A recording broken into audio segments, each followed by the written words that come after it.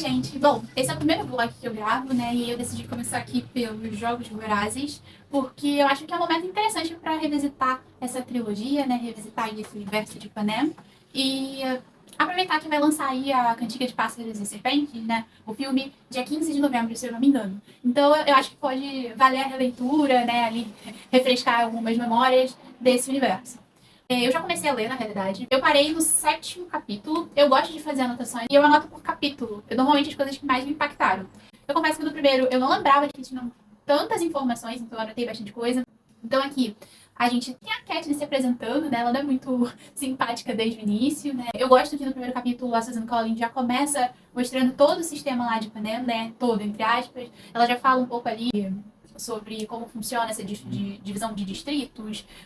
Enfim, só pra deixar claro aqui, gente, eu provavelmente vou deixar no título, vou deixar em vários lugares ali, vai ter spoiler, tá? Vai ser basicamente um spoiler atrás do outro. Então, se você já é muito fã desse tipo de coisa, deixa pra ver depois. Mas voltando, né, os primeiros capítulos já deixam muito claro pra gente como o Panem funciona. A gente, desse primeiro capítulo tem essa ambientação, né, a gente já descobre ali que a Katniss, ela tem meio que ali a sua forma de ganhar um sustento ali, né, pra manter a família, apesar de toda a pobreza. No próximo capítulo, a gente já vai ter, né, ali ela se preparando, acho que pra colheita, né, e aí ela tem toda a interação com a Prim, que dá pra ver que ela, em muitos momentos, é mais a mãe da Prim do que a irmã, e a gente acompanha esse relacionamento dela.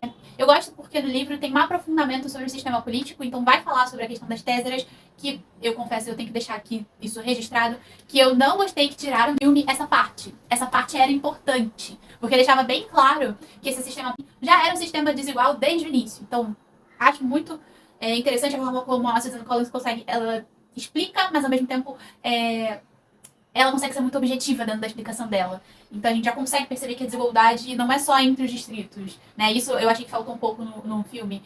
Deixar claro que existe uma desigualdade dentro do próprio Distrito 12, né? Que o pessoal que tem ali a padaria, né? Como a família do Pita, eles têm uma condição, uma estrutura melhor do que o pessoal que tá ali na costura, né? Vai ver a colheita, né? Aquela cena que é super impactante até hoje, quando a gente senta pra ver, né? Que ela se voltaria lá pra ser o tributo, né? A forma como quando tanto a Katniss ela se voluntaria, né? E o Pita ele é escolhido para ir pros Jogos Vorazes, eles têm reações diferentes. E eu acho muito legal perceber o quanto que esses personagens funcionam de jeitos diferentes. Enquanto a Katniss esconde as emoções e entende que ela tem que estar com uma armadura, o Pita vai lá e ele não tem problema em demonstrar que ele tá chorando, que ele não queria ir, que ele sabe que é um sistema que vai gerar a morte, literalmente, pra ele quando ele entrar lá naquela arena.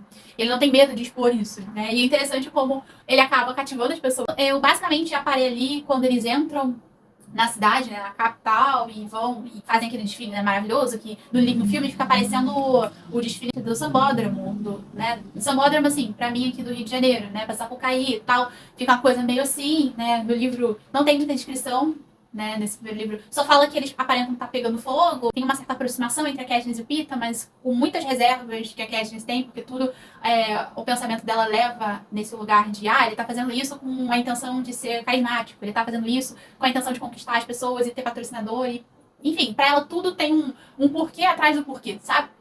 Mas ao mesmo tempo eu gosto de estar na cabeça dessa Katniss porque a gente consegue entender as atitudes dela, por mais que ela não seja uma personagem que ela externe isso.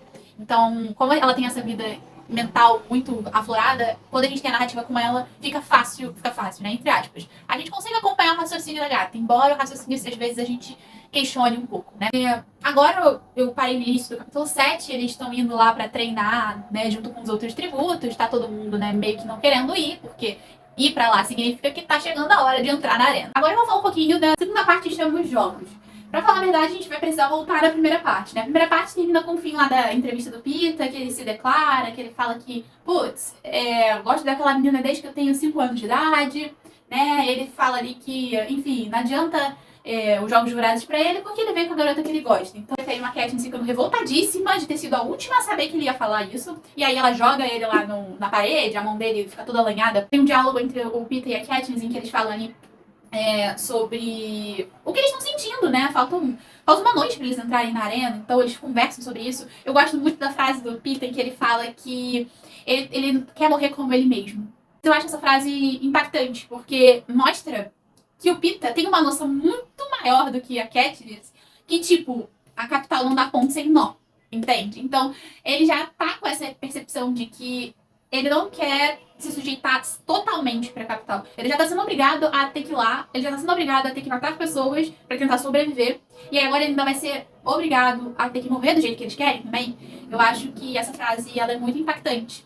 Principalmente, né, se você estiver me assistindo também for fã de Jogos Vorazes, você sabe o que acontece com o Peeta. Então, essa frase bate fundo quando a gente já sabe do futuro do menino. Então, bom, depois disso tem toda aquela preparação pro jogo, como eu disse. Ela vai lá encontrar com Cira, né, pra trocar de roupa, botar a roupa pra ir pra arena. Aí ele mostra que ele fez ali um fundo falso no casaco dela, pra que ela pudesse levar ali o broche de tordo. Que, diga-se de passagem, toda pessoa que ela fala que ela vai entregar este broche ou morre ou tem algum tipo de azar. Eu não entendo, porque ela insiste em fazer isso. Não deu certo com a irmã dela. Ela tentou entregar o broche pra irmã, foi pra colheita. E ela insiste em fazer isso. Os momentos que antecedem a entrada dela na arena, eu acho que no livro a gente tem uma dimensão do quão apavorada ela tá. E isso pra mim é muito interessante, porque a Katniss, em geral, ela é uma personagem forte. Ela mostra essa... Na minha visão, não é que ela não seja forte, ela é. Só que ela mostra uma armadura. É uma armadura impenetrável. De, tipo, as coisas estão caindo ao meu redor, mas eu continuo aqui tentando. Ela tem essa característica, mas ela coloca isso num nível, quando tem alguém por perto, que você só consegue ver essa parte dela. E quando a gente vê ela meio que quase se desmoronando ao entrar na arena, a gente consegue perceber que essa personagem, ela é forte, sim. Ela tem as habilidades? Tem. Mas ela também tem um lado vulnerável, assim como qualquer outro ser humano. E isso é enriquecedor pro personagem, né? Porque aí a gente dá mais uma camada nele e a gente consegue entender que futuramente outras complexidades vão aparecer. E tá tudo bem, porque faz parte da trajetória desse personagem. Ele não é um personagem plano, né? Ele tem várias facetas. Então, a Katniss entra na arena, tem toda aquela coisa, né, dela ter um minuto pra conseguir racionalizar ali o que ela ia fazer, se ela ia ir pra tal da cornucópia, né, que é o local em que eles deixam lá todas as armas, os suprimentos, meio que uma forma ali de atrair todos eles pra um lugar pra meio que ser um banho de sangue e muitos já, né, passarem ali e acabarem morrendo de uma vez, né, e realmente é isso que acontece, ela acaba se desconcentrando ali e ela decide que ela vai tentar fugir, que ela não vai pegar nada, ela acaba ali conseguindo pegar uma mochila no meio do caminho, né, ela luta ali com o cara, acho que é do Distrito 9, e ela pega essa mochila e vai pra floresta.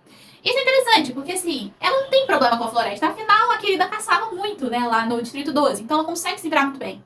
Tão bem que ela consegue se isolar de tudo o que tá acontecendo ao redor. Literalmente, ela se isola dos tributos, dos outros. Ela vai, tipo, pro limite da arena e a capital decide, né, o pessoal ali dos jogos, que eles vão ter que empurrar ela pra dentro da coisa toda. Porque senão ela vai ficar ali isoladinha, caçando, vivendo, enquanto os outros vão fazer tudo e ela vai ficar lá. E como ela já teve toda essa trajetória de, a menina que pega fogo, né, de, é a garota que o outro menino do distrito dela gosta. Então ela já tem uma trajetória que chama atenção. Deixar ela isolada lá no canto não vai ser opção pra capital. Eles vão querer dar foco nisso, porque é outra coisa que o livro bate muito, que a capital, ela é tão cruel que ela não vê essas pessoas como pessoas, ela vê essas pessoas como entretenimento e puro entretenimento. Então, o pensamento deles, racional, frio, cruel, né, e tal, é esse, é levar ela pro meio do jogo, é fazer ela matar o máximo de tributos possíveis, já que ela ali é uma personagem que já tem toda essa trajetória forte. E que ao mesmo tempo que é forte, pra capital, pode gerar ali algum tipo de problema no futuro, porque eles já têm essa percepção sobre ela, tá, gente? Então, ela tá ali tentando sobreviver, acabam acontecendo algumas coisas, que eu acho que vocês já sabem, né? Tem aquela coisa ali do pessoal que eles chamam de carreiristas, né? Que são tributos que se unem, fazem uma aliança, e depois que todos os outros que não fazem parte dessa aliança morrem, eles desfazem e aí fica cada um por si, né? Então, tem isso. E esses tributos, eles decidem caçar ela porque, enfim, ela tirou a nota mais alta, ela foi que chamou mais atenção. Ela acaba ali tendo que jogar ali as vespas, né, geneticamente modificadas em cima dele. E aí que eu diria que a arena pra Katniss começa a se tornar um grande desafio. Na realidade, antes disso, tem essa questão dela não conseguir encontrar água muito fácil. Eu confesso que essa parte pra mim foi um pouco agoniante, sabe? Ter que acompanhar ela ali, tipo, literalmente quase que morrendo de sede. Além de tudo isso, a gente tem também, eu diria que é a parte que pra mim foi mais marcante, esse segundo tomo, digamos assim, de Jogos Vorazes, que é a morte da Rue. Né? A Rue, ela é uma personagem que ela já aparece desde a primeira parte, que ela tá sempre ali seguindo o Peeta e a Katniss e tal, mas ela nunca se mostra pessoalmente falando, ela nunca vai lá, se apresenta, conta a história dela, A gente vai ver esse lado da Rue nessa segunda parte. E ela é uma menina, né, gente? Ela tem 12 anos, ela é fofíssima, ela é super inteligente, ela tem umas sacadas de, eu vou tirar, eu vou lá, vou espionar ele, saber o que tá acontecendo e vou contar aqui pra ela. Então ela tem conhecimentos também da parte de agricultura, porque ela é do distrito 11, que é o distrito da agricultura. Então, ela é incrível. E ela lembra, na minha percepção, pra Katniss, ela lembra a Prim. Porque elas têm uma idade parecida e porque elas têm um jeito parecido. A própria Katniss, se eu não me engano, ela fala isso. Que apesar de fisicamente elas serem diferentes, o jeito é muito parecido. E a idade também. Então, a gente vê que isso desestrutura a Katniss. Porque ela começa a tratar, né, cuidar da Rue como se fosse a irmã dela. Né? Então, ela mesma fica refletindo, que ela fala, putz, como é que vai ser? Será que a Rue vai... Como é que essa questão de que ela vai morrer, mas será que eu vou ter que matar ela? Não, tomara que então aconteça pelas mãos de outra pessoa. Então ela tem esses momentos de pensar sobre isso. Porque a Katniss é o tipo de personagem que ela não tem papas na língua na hora de narrar alguma coisa. Ela realmente mostra aquilo que ela tá pensando. Né? Porque o objetivo dela é muito claro, é voltar pra família, porque é ela que sustenta. Então, ela tem isso muito claro na cabeça dela. E isso não muda, apesar dela conhecer a Rue e ficar totalmente balançada, né? A morte da Rue vai gerar uma comoção, né? A gente sabe que a primeira pessoa que a Katniss mata diretamente, tipo, com arco e flecha, né? É o cara lá do Distrito 1, se eu não me engano, que ele mata a Rue, a Katniss vai lá e mata ele por consequência. Porque no final tira mais um tributo, né, da jogada, mas ao mesmo tempo a Rue acaba morrendo. Ela faz uma homenagem, eu acho uma homenagem linda, emocionante, triste, que vai gerar ali consequências pro futuro. Mas não deixa de ser uma mensagem, né, triste, mas bonita. E eu acho que esse momento é o momento que a Katniss começa a entrar em contato com toda a fúria que ela tinha da capital antes de entrar nesse universo dos Jogos Vorazes, né? Que envolve esse luxo exacerbado, que envolve essas trocas e concessões que são absurdas. Então, é interessante, porque ela lembra daquilo que o Gale falava, que, tipo, ninguém tinha que assistir esses jogos. As pessoas tinham que se revoltar, né? Ela volta a entrar com esses sentimentos quando a morte da Rue acontece. Então, a Katniss, ela mostra mais uma camada dela, ela mostra essa camada de ok, eu quero sair daqui, mas eu não concordo com tudo que é feito. Então, já que eu tenho esse momento, eu vou aproveitar isso e eu vou homenagear essa menina da forma que eu acho que é correta.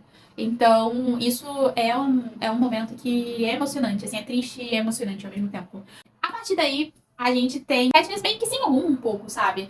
Até que, no final dessa segunda parte, o pessoal da administração lá do jogo, né, decide que tá na hora de movimentar as coisas de uma forma diferente. Eles decidem que, a partir de agora, vence os jogos os dois tributos de um distrito. Ou seja, Katniss e Peeta juntos venceriam os jogos. A questão toda é que isso quebra uma tradição de várias edições. A gente tem que lembrar que é a 74ª edição essa aqui. Então, tem todo um auê por trás disso. E a Katniss, como ela tá sofrendo um pouco o luto, mas ao mesmo tempo se forçando a reagir, porque a Katniss é uma frase que ela fala, não nesse livro, em outro, mas que é muito a cara dela, né? Que ela fala que ela não é de cair sem lutar. E ela ela tem um novo objetivo agora, que é encontrar o Peeta, ficar ali e vencer os Jogos Vorazes. Eu acho que quando ela tem a morte da Rue acontecendo, é onde ela decide, ela renova esse sentimento de eu preciso ganhar isso. E é um tanto quanto triste, né, ela ter essa renovação por conta da morte da Rue. Uma personagem que era tão fofa, tão legal, enfim. Voltei aqui pra falar da terceira parte, que se chama O Vitorioso, tá? Bom, tem a Katniss e o Peeta ali tentando, na realidade, né? A Katniss, né? Que o Peeta já tá meio mal, né? Mas a gente vê a Katniss ali correndo pra encontrá-lo, né? Depois que ela encontra ele, né? Inclusive é um momento até interessante, porque a gente vê que o Peeta tem as suas habilidades, embora sejam totalmente diferentes das da Katniss, né? Ele se camufla ali de um jeito muito louco, assim, que ela não consegue, ela quase pisa em cima dele, então... Mas conseguem se encontrar. O problema é que ele tá, assim, muito ferido. Assim, se a Katniss não aparecesse, o Peeta ia morrer, isso aí era fato.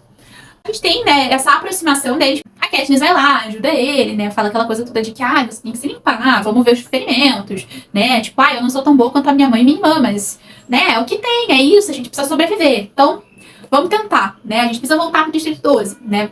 Então, a gente tem isso, e a gente tem uma certa cobrança do Haymitch ali, né, quando ele entrega lá um presentinho, né, do patrocinador pra ela, meio que falando assim, olha, se você mostrar que vocês são realmente um casal, talvez vocês consigam mais recompensas aí pra conseguir sobreviver durante mais tempo, né? E a gente tem essa aproximação da Katniss em relação ao Peeta nesse lugar, de tentar ali mostrar pra todo mundo que eles são um casal, que eles são fofinhos, que ela não sabia de nada, mas que agora tudo faz sentido, enfim. É interessante porque é aquilo. Katniss é uma personagem mais dura. Eu diria que a Katniss no livro é muito menos carismática do que a do filme.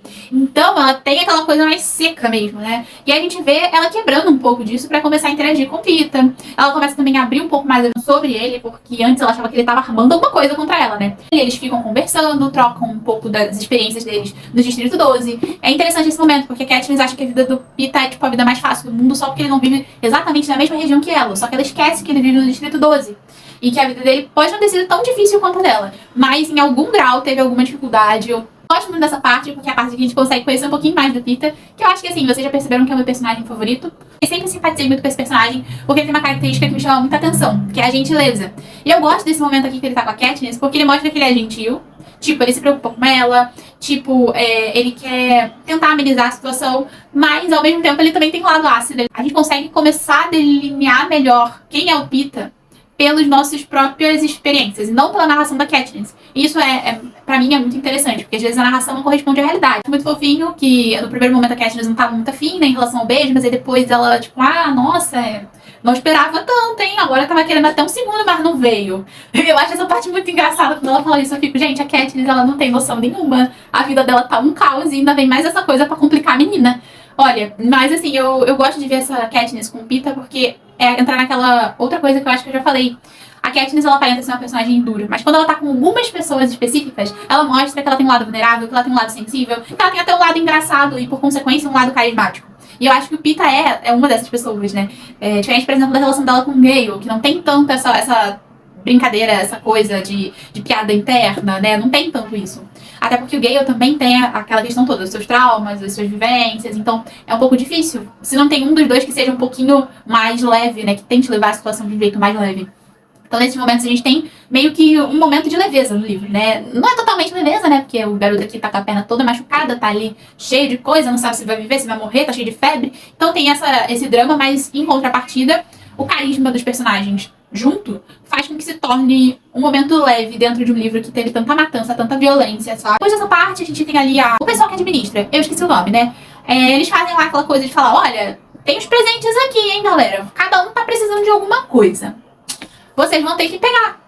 Fazer o quê? Tá tudo aqui, ó. Se vocês, né, acabarem ali encontrando algum outro tributo, vocês vão ter que dar um jeito, vocês vão ter que acabar com o outro. Porque afinal é isso. Né? E aí, a Katniss está decidida de que vai lá, vai buscar acho que é um antibiótico que o Pita tá precisando, porque a febre dele tá muito alta, por causa da infecção que ele tá tendo na perna, né? E que tá ali brigando se espalhar pelo corpo inteiro, e aí ele, né, pode morrer, e isso pra Katniss não é opção, então ela vai lá, faz toda uma coisa, né, ela ganha um xarope ali, meio que sonífero, de presente lá do patrocinador, ela põe isso aí, misturado ali, acho que em amora, um treco assim, dá pro Pita, o Pita dorme e ela dá no pé pra resolver o problema, porque afinal, Katniss tá tendo que resolver as coisas. Então, quando ela vai pra lá, tem aquela cena lá toda que eu acho muito interessante, muito forte, que é quando ela vai pegar o presente dela, ela encontra lá a tal da Clove, acho que é assim que fala, que é do Distrito 2, ela vai pra cima da Katniss, a Katniss tá quase ali entregando os pontos, e aparece o Trash, acho que é assim que chama, o cara que era do Distrito da Rue, e aí ele ajuda, né, ele acaba matando a Clove, porque a Clove começa a falar da Rue, meio que debochando da Katniss, ele ouve tudo, fica possesso, mata a Clove, e a Katniss, tipo, pensa, tá, dancei, por tabela, dancei, é isso. Quem vai vencer vai ser outra pessoa, não vou voltar pro Distrito 12. E ele decide que ele não vai fazer nada com ela, porque ela acolheu a Rue. Eu acho que esse momento é um momento muito importante, pra mim, muito impactante, porque mostra que, apesar de serem pessoas que estão ali, que estão se matando, são pessoas que têm humanidade, são adolescentes que têm humanidade.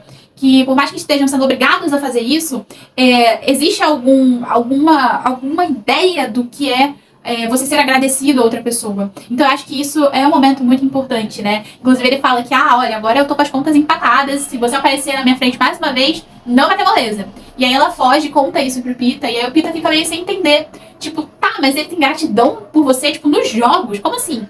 E quando ela vira pra ele e fala, olha, isso é uma coisa que você não vai entender, porque só uma pessoa que acabou tendo todo mundo de costas pra ela e consegue achar uma pessoa que ajuda ela, que consegue ter essa ideia do que é esse nível de gratidão ou esse nível de humanidade, como você queira chamar, sabe? Eu acho que esse momento ele é muito importante, porque a Katniss, inclusive, entrelaça esse momento com o momento em que o Pita vai lá e joga o pão pra ela, que ela já não tinha nada o que comer e, principalmente, ela já não tinha esperança de que fosse conseguir nada. E ele vai lá e meio que estende essa esperança pra ela. É claro que ele podia ter enfrentado a chuva, podia ter entregado como uma pessoa normal, poderia. Mas, né, ninguém é perfeito. Ninguém é perfeito, né? Ele cometeu esse erro aí. Se ele tivesse entregado pra ela, feito amizade, metade das coisas estavam resolvidas ainda, né, pra frente. Mas tem que ter trama, né, gente? Tem que ter conteúdo. Então, ele joga o pão pra ela e dá a esperança pra ela, né? Então, eu acho que é muito sobre isso, esse momento.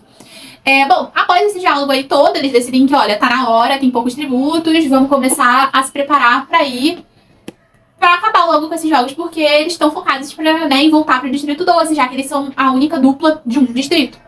Então, é a hora, né? Eles começam a se preparar, e aí a gente tem a morte da Cara de Raposa, né, que é do Distrito 3, que é o distrito, acho que, de tecnologia e tal, que ela é super inteligente, super sagaz, a Katniss já cruzou com ela em vários momentos na arena, mas ela acaba cometendo um erro, porque o Pita tá ali, né, colhendo a Amora, porque ele não consegue caçar junto com a Katniss, porque ele tá com a perna machucada, então ele faz muito barulho se movimentando. E ele tá ali, né, tipo, vou ser útil de alguma forma, até que a Foxface, né, a Cara de Raposa, ela acaba ali meio que roubando um pouco da comida deles. O problema é que nessa Amora, eles chamam de Amora cadeado, porque é uma Amora que ela é venenosa, então a pessoa morre antes que ela tenha chegado no estômago, tá? Frase do livro. Citei o livro, tá, gente? Eu citei o livro. Não é frase minha, é frase do livro, tá? Então, a Foxface, a Cara de Raposa, ela morreu porque ela comeu a Amora. Eu acho meio complicada essa morte, né, gente? A pessoa vai com jogos vorazes, a pessoa, né, encara um monte de coisa, faz um monte de treinamento e aí morre porque comeu a Amora. Tudo bem que ela podia ter investido num treinamento aí de conhecimento de frutas? Podia. Mas eu acho uma morte meio... Tipo, não sei o que fazer, já morreu um monte de gente, tô perdendo a criatividade, vou fazer uma coisa, então, meio alternativa. E aí a morte desse tributo é dessa forma. Acho que, assim, agora a gente já vai pra reta final, né? O Cato mata o Trash, né? O cara lá que era do distrito da Rue. Então ficou, basicamente, distrito 12, Pita e Katniss. E o Cato? O Cato, ele é o cara que, tipo, ele é o bonzão, sabe? Ele foi treinado. Ele se voluntariou, ele estava preparado para ganhar. Então, ele fica um pouco com ranço da Katniss quando ela chega com o arco dela, tira a nota 11, quando ela, entendeu, vai crescendo na competição e ele não. Então, ele tá desde a metade dos jogos, né, querendo matar ela e matar de um jeito diferente, matar de um jeito que ia fazer a audiência aumentar, segundo o que a própria Clove falava, né, pra Katniss antes de, enfim, ela morrer. Bom, a gente tem esse embate, né, ali, a Katniss e o Pita vão pra tal da cornucópia, e aí o Cato vai, né, também em direção, só que o Cato tá sendo perseguido por bestantes. Bestantes são cães imensos que têm as suas expressões faciais modificadas pra aparentarem as expressões dos tributos que já morreram, e o Cato tava sendo perseguido, ele vai pra lá, tem todo o embate entre o Cato, né, a Katniss e o Pita, e aí ele acaba morrendo, porque ele é atacado lá pelos bestantes. Os bestantes tentam comer ele. É uma morte bem ruim, tá, gente? Eu falei da outra aqui, né? Morreu com a Amora. Esse aí morreu com crueldade, tá, gente? Ele morreu com crueldade. Por quê? Porque ele tinha botado uma armadura. Então, o cão faminto tentava matar ele e não conseguia, porque tava com a armadura, mas conseguia ferir. Ou seja, uma morte totalmente, altamente dolorosa, na minha visão, tá, gente? Então, ok. Cato morreu, ficou lá Pita e Katniss. Então, a equipe decidiu dar uma sacaneada na vida dos dois. Porque mudou a regra de novo. Voltou pra regra antiga. Ou seja, só sai uma pessoa viva. E temos Pita e Katniss para decidirem isso. Bom, esse é o último grande ato do livro. Já ia falar filme. Do livro. Mas eu diria que é o primeiro grande ato da trilogia. No sentido de, é esse ato que vai gerir tudo daqui pra frente, tá, gente? Mas a colheita, tá, ok, é importante. Mas o ato que vai gerar o grande impacto é esse. Que é a Katniss virar e falar, pois bem, vocês precisam de um vencedor. Se não tiver nenhum vencedor, não tem sentido ter tido o jogo. Logo, vamos pegar a Amora venenosa e vamos comer os dois. Tipo Romeu e Julieta, sabe? Só que no caso eles ainda não... Bom, a Katniss ainda não era apaixonada por ele, né? Tem isso. Mas tem isso, quando eles estão quase comendo ali, o idealizador dos Jogos Vorazes decide, tipo, quer saber? Deixa esses dois aí, vamos fingir que esse relacionamento, esse amor aí era muito grande e que a gente resolveu deixar por menos, assim. Então é esse ato aí que vai gerar consequências e consequências e consequências, tá, gente? Bom, mas em geral o livro termina assim, eles são retirados da arena, né? A Katniss vai ali se restabelecer, porque ela também teve vários ferimentos, né? Queimadura, a ferida lá da Vespa também venenosa, né? Da teleguiada. O Pita também tá se restabelecendo e eles vão se reencontrar na capital ao vivo, porque tudo tem que ser televisionado, afinal é um espetáculo na visão deles, né? E aí tem aquela coisa, eles fingem que estão ali no relacionamento, mas assim, não convencem muito bem, porque a Katniss não atua muito bem, ela não sabe blefar muito, sabe? Aí tem toda aquela questão, a Katniss descobre que o Peter acabou perdendo a perna por causa desse ferimento. E termina o livro, ela basicamente tendo uma conversa com o Peter falando, olha, você tá ligado a tudo que tá acontecendo, né? A gente vai ter que fingir que a gente é um casal, porque senão o babado vai ficar difícil, vai ficar tenso. Podem querer matar as nossas famílias e matar a gente. Então, e esse momento é um momento que eu fico... Assim, né, gente? Eu sempre fui Team Pita. Então, nesse momento, eu fico triste, sabe? Eu entendo a Katniss, mas eu fico triste mesmo assim, tá? Por quê? A Katniss vira pra ele e fala, olha, é tudo fingimento, né? Vamos ter que continuar fingindo. E ele vira pra ela e fala, tipo, oi? Fingimento? Porque pra ele não era, nunca foi. E ela fica nessa narrativa de que ele tá mentindo, de que ele tá inventando, de que não é real. Não é real pra ela, pra ele é. Pra ele é, sabe? Aí ele fica com o coração como? Quebrado. Mas ele segura e fala, ok, então vamos aqui segurar a mão do outro pela última vez. E é isso, sabe? O livro termina nesse clima. Então, gente, agora eu vou assistir o filme, né? A gente vai se falar ali nos pareceres finais. Bom, gente, agora essa é a última parte do vlog, né? Eu gostei bastante de gravar, mas eu confesso que eu sei que eu ainda tenho que melhorar em muita coisa. Então, vamos para os pareceres finais. Você percebe agora algumas características do filme, do livro, que eu confesso que depois de um certo tempo sem estar aqui em contato, né, com esse universo aí de Panem, eu achei que eram diferentes. Em alguns momentos eu acho que a minha memória meio que me traiu um pouco e eu confundia essas duas formas de arte. Então, vamos lá. Eu gosto desse primeiro filme, mas eu acho que o filme tira muito algumas características que são muito a cara disso aqui, sabe, gente? O livro tem uma pegada política, a gente já consegue entender isso desde o primeiro capítulo, com todas as explicações históricas. E quando a gente vai pro filme, a gente até tem meio que um disclaimer, né, ali no início, em que fala um pouco lá sobre o tratado da traição e bababá. Mas não fica com a mesma pegada, tá, gente? Eu acho que, de certa forma, como a gente não tem um personagem trazendo essa história e tudo, a gente acaba tirando um pouco do peso de todo o processo que veio antes e que gerou os Jogos Vorazes. Então acho que eu teria curtido mais se, sei lá, a Katniss estivesse conversando com o Gale e aí eles tocassem nesse assunto das Tésseras, por exemplo, como acontece no livro, se eu não me engano. Ou eles estivessem conversando sobre o próprio jogos, né, que ia começar e aí falassem um pouco sobre a história. Eu acho que ficaria mais fácil e ao mesmo tempo mais impactante pra quem tá assistindo. Em alguns momentos eu sinto que a Katniss do livro e a Katniss do filme não conversam muito. Pra além das questões físicas, né, gente, que a gente sabe que a Katniss aqui é uma personagem indígena, pra mim fica muito claro. Principalmente pelo fato de que a autora fez questão de colocar o Distrito 12 na região dos Montes Apalaches. Então, assim, quando eu li isso no livro, eu fiquei, gente, como assim? Tinha essa parte que eu não lembrava, realmente. A Katniss, ela deve ter uma descendência indígena bem forte. E aí, quando você junta esse fato com a descrição do livro, fica mais claro ainda que ela tem essa descendência. Então, já tem essa coisa. Isso, só que quando eu faço essa crítica, de certa forma, é muito mais no lugar de personalidade. Pra mim, a Katniss do livro, ela é mais complexa do que a Katniss do filme. É complicado, assim, né? Mas eu sinto que no filme, ela é sempre aquela personagem que tá com uma armadura e que ela não demonstra muito o que ela sente. E quando você vê o filme só, é muito fácil você não gostar da Katniss. E aí a gente tem o livro. No livro, ela é uma personagem difícil da gente gostar, sim. Mas ao mesmo tempo, ela tem um certo carisma que ela mesma não se dá conta. E como o livro é narrado, né, por ela, a gente também não se dá muito conta. Existem alguns momentos chaves que, quando ela se oferece, né, como tributo, por exemplo, nesse momento eu acho que o filme acerta muito também em relação ao livro, tá, gente? Mas existem outros momentos que parece que a Katniss está sendo só agressiva porque ela simplesmente está sendo. Como aquele momento lá que ela ataca o Pita numa parede, a parede tem um treco de vidro que quebra e machuca ele.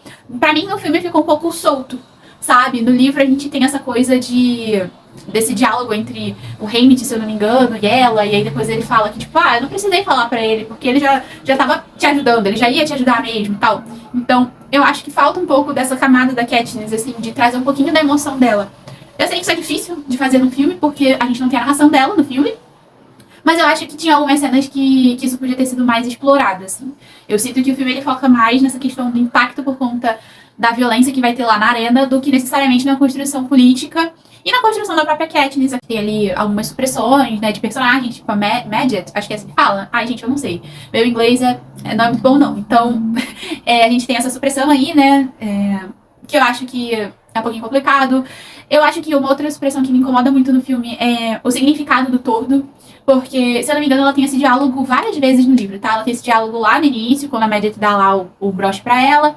E a gente tem esse diálogo mais na frente com a Rue. Claro, pra além do fato de ter mudado o diretor do primeiro pro segundo filme, eu sinto muito essa mudança de, tipo, o primeiro filme não traz nenhuma menção ao que significa o tordo, né? Ele só mostra lá a cena, né, dela ganhando o broche, do broche ser o símbolo do Distrito 12, né? Mas não fala da história desse símbolo, não fala o que tem por trás do broche em si, né? Que é essa ideia da resistência, que é essa ideia da capital ter criado uma arma, mas que essa arma meio que se virou contra a própria capital. Então, eu sinto que falta essa parte. Mas eu sei que essas partes elas poderiam ser vistas como detalhe dentro de um filme.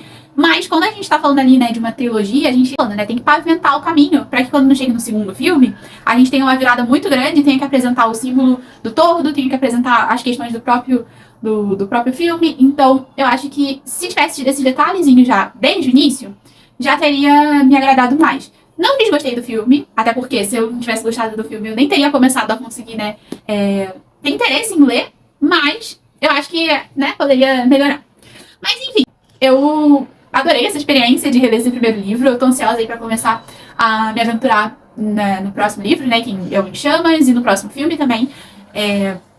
Jogos Vorazes, pra mim, é uma trilogia que fala muito sobre como que é fácil a gente se alienar. Ou seja, o que eu quero dizer com essa palavra, que eu sei que pode ser polêmica, né?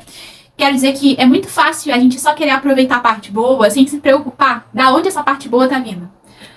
Simples, assim, num filme, por exemplo, a gente às vezes já se preocupa se o filme vai ter um ator ou uma atriz que é problemático. Então toda essa questão de pensamento crítico por trás, os Jogos Vorazes, ele fala muito sobre isso, né? Sobre, tipo, tem uma população imensa e tem só uma capital e todo mundo engole a seco tudo que essa capital faz, engole a seco mandarem, acho que são 24, né, porque são 2 de cada distrito, 24 adolescentes e crianças pra dentro de um local pra eles se matarem, tipo, isso é uma coisa desumbanda e todo mundo engole a seco, né, pra você ver o tamanho da falta de orientação no sentido de informação que esses distritos têm. É um livro que pra mim me formou como leitora, eu acho que me formou em relação também ao pensamento crítico, a querer raciocinar sobre as coisas que eu consumo, sobre as coisas que acontecem ao meu redor. Eu acho que esse livro é uma ótima pedida para jovens, para crianças não, né, porque tem conteúdo de violência, mas assim, para adolescentes, e é o tipo de livro que eu indicaria se eu tivesse uma irmã mais nova, com 16 anos, eu indicaria querida ou querido se eu tivesse irmão. Vai ler esse livro aqui porque vale a pena, vai te tornar uma pessoa que começa a realmente imaginar, tipo, putz, já pensou se tal coisa realmente acontecesse? Como é que seria, né? Será que um dia o ser humano vai chegar nesse nível de violência, de desumanidade, né? Enfim, gente, é isso. Eu acabei aqui filosofando um pouco no final, mas é porque eu adoro essa teologia, eu adoro o trabalho dessa autora, acho que é isso. Eu espero que vocês tenham gostado desse vlog, que vocês tenham se divertido. Se vocês tiverem sugestão aí também de outros universos, né, pra eu trazer pra cá vlogs, deixem aqui, tá? Se vocês quiserem trocar ideias sobre esse livro, sobre o filme, sobre o universo de Panem, né, em geral, deixa aqui embaixo comentários pra gente trocar ideias. Se você gostou do vlog, curte. É interessante pra saber realmente se eu tô indo no caminho certo ou não, tá, gente? Mas, enfim, é isso. Por hoje é só, né? Então, tchau!